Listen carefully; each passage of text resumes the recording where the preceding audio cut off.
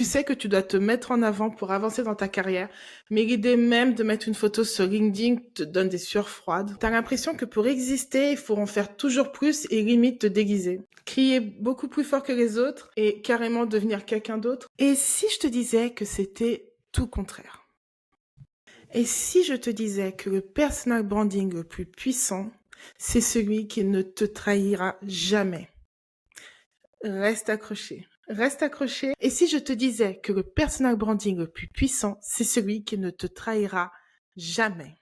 Tu me crois ou pas? Reste accroché. Mais avant de commencer, je me présente. Je suis Noémie, fondatrice de The Upgrade Room, coach en image et spécialiste en personal branding.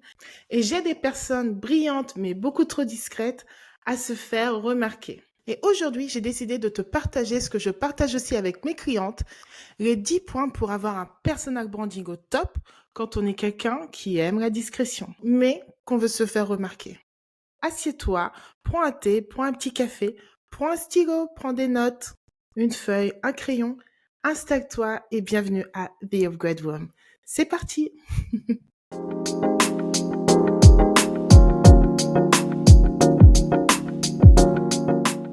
Le point numéro 1, c'est que ton travail ne parle pas pour toi. C'est un peu ce qu'on oublie de dire aux gens. C'est-à-dire que dans un monde qui est saturé d'informations, où avec les réseaux sociaux, l'information va très très très vite, que ce soit sur TikTok, sur Instagram et même sur LinkedIn, attendre que quelqu'un remarque ton travail, c'est comme vouloir courir le marathon de New York sans s'être entraîné avant. C'est très compliqué. Le personal branding, eh bien, va servir à ça. Le personal branding, c'est l'art de rendre visible tout ce qui est invisible. En gros, c'est ce qui va parler pour toi avant même que tu ouvres la bouche. Le point numéro 2 qui est le plus important, ne copie pas les autres. Il faut que tu trouves ta propre recette. Je sais. Là, en ce moment, sur les réseaux sociaux, il y a cette vague de rebranding pour cette année 2026 qui est de donner une méthode pour avoir un nouveau branding, un nouveau personal branding. Sauf que cette méthode-là, si tu l'appliques, ne va pas marcher pour toi, mais va marcher pour la personne qui conseille. Et justement, il faut que lorsque tu fasses ton personal branding, que tu le fasses à ta manière. Il faut que tu trouves ton propre branding, ton propre personal branding. Il faut que tu trouves ta propre sauce. Pour avoir un personal branding fort et qui n'est pas juste copier-coller des autres, il faut que tu trouves du coup ton format, le rythme qui te convient et le ton que tu veux donner. En gros, il faut que ton personal branding soit sur mesure. C'est bien d'avoir les conseils sur Internet, mais il faut que ce soit ton propre branding. Par exemple, on va te dire qu'il faut que tu t'habilles, je sais pas, de telle manière, il faut que tu parles de telle manière, mais est-ce que ça te correspond vraiment? Absolument pas. L'idée du personal branding, comme j'ai dit au point numéro 1, c'est ne pas te transformer, mais d'être toi-même. Le point numéro 3, ce sont les fondations. Le point numéro 3, c'est ce que je conseille très souvent aussi à mes clientes. C'est, voilà, tu veux te lancer, mais pas n'importe comment. Donc la première étape lorsque tu fais ton branding, c'est ne pas directement aller sur TikTok, publier sur TikTok et dire ouais, c'est bon, c'est fait. Non. C'est plutôt te dire, ce que je demande toujours à mes clientes, quel est le message que tu veux porter. Il faut que tu arrives à identifier les valeurs, les talents que tu as et ce qui te motive réellement. Ton branding doit être à ton image. Et c'est exactement ça que je fais du coup avec mes clientes. Ce que je leur propose du coup comme exercice, c'est qu'avant de parler de stratégie réseaux sociaux, on creuse les fondations. Et je leur pose la question, qui es-tu vraiment? Le point numéro 4, c'est la visibilité. Eh bien, ne fais pas tout. Alors, ça c'est un point très important. Je veux vraiment que vous écoutiez. La visibilité ne fait pas tout. La visibilité est juste un outil. Je répète, la visibilité est juste un outil. Le but, c'est de se faire connaître par les bonnes personnes pour les bonnes raisons. Donc, il faut que tu cibles ta communication sur les personnes que tu veux viser. Ça peut être des recruteurs, des directeurs, des chefs de projet, ça peut être tes clients, ça peut être ton public idéal. C'est ce qui va te permettre de rendre la construction de ton personal branding beaucoup plus facile. Ça, c'est quelque chose que les créateurs de contenu ne comprennent pas souvent. Lorsque je vois beaucoup de créateurs de contenu qui se plaignent Du coup, qu'ils ont beaucoup de visibilité, mais qui n'ont pas beaucoup de collaboration, ils n'ont pas beaucoup de partenariats, ils n'ont pas beaucoup d'impact finalement. Et ça, c'est parce que du coup, lorsqu'on veut plaire à tout le monde, on n'arrive pas forcément à cibler les marques avec lesquelles on souhaite collaborer. Et ça, c'est très important pour toutes les personnes qui souhaitent se lancer dans la création de contenu. Je vous donne ce conseil. Ciblez les bonnes personnes. Ciblez bien votre contenu. Le point numéro 5, ça va être d'utiliser tes points forts. Pour les personnes, par exemple, qui n'aiment pas être devant la caméra, comme moi, écris. Tout simplement.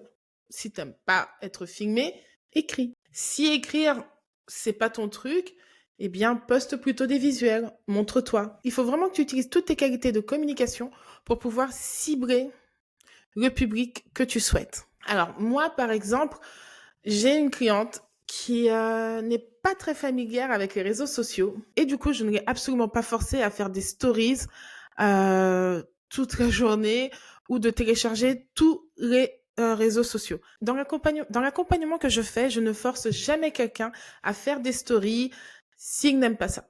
Ce que je fais en discutant ensemble, en faisant un brainstorming, c'est trouver le ou les médias de prédilection. Point numéro 6, c'est de briller sur la longueur. Alors, je vais donner un exemple concret. Alors, je vais te donner l'exemple de la bougie. La bougie, quand tu l'allumes, surtout les bougies, tu sais, avec les flammes, je sais plus trop comment ça s'appelle, les bougies fusées qu'on utilise pour les anniversaires, c'est génial. Tout le monde est là, waouh, amazing, c'est génial, c'est merveilleux, c'est très beau. Mais ça s'éteint très vite aussi. Et tout ce qui reste après, c'est l'odeur. Et on enlève directement et tout le monde l'oublie. Moi, ce que je veux, c'est que tu sois une lumière permanente. Je veux que ce soit constant, fiable et régulier. Je veux que tu vois ton personal branding comme la lumière, constante. Il faut vraiment une régularité. Car c'est cette régularité qui va te donner de la crédibilité et qui va te permettre d'avoir beaucoup plus de cohérence. Et c'est ce qui va aussi créer ta signature. Le point numéro 7, c'est qu'est-ce que tu proposes? Ce que je conseille lors de mon accompagnement, ce que je conseille aux personnes avec qui je travaille, c'est de se poser ces questions-là. Quelle valeur ce poste? Quelle valeur l'article ou le produit que je vends? Qu'est-ce que cela apporte à mon audience? Il faut vraiment que tu cibles le point douloureux de ton audience. Il faut que tu partages ces connaissances, que tu arrives à résoudre ce problème et inspirer. Un personal branding fort est un branding utile. C'est ce qui va te permettre de te faire connaître. Et ça, c'est un changement de mindset radical. Le point numéro 7, c'est entretiens ton réseau. Vois le networking comme un jardin. Le jardin, il faut que tu cultives, il faut que tu en prennes soin. Et je veux que ce soit la même chose pour tes relations de networking. Il faut que tu crées des relations authentiques. Et surtout, c'est ce que les gens oublient lorsqu'on fait du networking, c'est qu'il faut que tu donnes avant de recevoir. C'est ce qui va te permettre de créer une communauté. Plutôt que des noms qui s'alignent dans ton téléphone ou sur ton LinkedIn, c'est ce qui va te permettre de créer un réseau important, solide et efficace. Et vraiment, pour créer un réseau, s'il est petit mais efficace, c'est très bien. Je sais qu'on court, surtout sur LinkedIn, au réseau, à connaître cette personne. Mais des fois, avoir un tout petit réseau efficace, ça sert beaucoup plus qu'avoir un grand réseau qui sera peut-être moins efficace. Et c'est perdre beaucoup de temps aussi. Le point numéro 9, c'est que ton personal branding évolue. Et ça, c'est ce que j'explique lors de mon accompagnement, c'est que le personal branding évolue selon le temps, selon ton parcours. Et donc, le personal branding, c'est ça aussi. C'est tester, c'est voir si ça marche. Ok, ça ne marche pas. Donc, qu'est-ce qui peut marcher? Donc, ça ne marche pas. J'ai essayé, je vais essayer cette autre méthode-là. Ça marche. Voilà, c'est toujours tester, évaluer, ajuster toute sa vie finalement. Parce que la personne qu'on est à 20 ans, n'est absolument pas la même personne qu'on est à 35 ans, à 40 ans, à 45 ans, à 50 ans, à 55 ans. Le branding évolue. Et ça, c'est quelque chose qui est important. Tu as le droit d'évoluer. Tu dois même évoluer. C'est le propre de l'être humain, c'est d'évoluer à chaque instant de sa vie. Tu apprends, tu évolues, tu changes, tu refais. Et enfin, le point numéro 10, le personal branding, c'est l'art de se mettre en avant sans avoir à ouvrir la bouche et surtout sans se renier. Alors, après tous ces points, les points précédents, on pourrait penser que, oh, c'est parce que tu te vantes, tu te mets toujours en avant. Pourquoi tu te mets autant en avant? Non, c'est pas du tout ça. Ce n'est pas un ego trip, le personal branding. Un personal branding fort, c'est tout le contraire. C'est justement assumer. C'est assumer sa valeur et le partager avec le reste du monde. Et le partager à la manière qui te ressemble. Avoir un personal branding fort, ça joue aussi sur ta confiance. Une fois que tu as appliqué tous les points précédents, effectivement, ta confiance grandit en toi. Tu as beaucoup plus confiance en toi, tu as beaucoup plus d'assurance. Et effectivement, tu as envie de le montrer au monde et tu as tout à fait le droit. Et c'est ce qu'il faut faire. Du coup, lorsque tu construis cette confiance en toi, ça t'enlève tout de suite cette impression de jouer un rôle, justement. Tu ne joues plus de rôle, tu n'es plus quelqu'un d'autre, tu es toi-même. Et tu as confiance en la personne que tu incarnes. Alors, est-ce que tu es prête à mettre en pratique, en ce début d'année 2026, ces 10 points pour changer de vie, pour te rebrander? Et si ces 10 points te parlent, sache que c'est exactement la philosophie chez The Upgrade Room.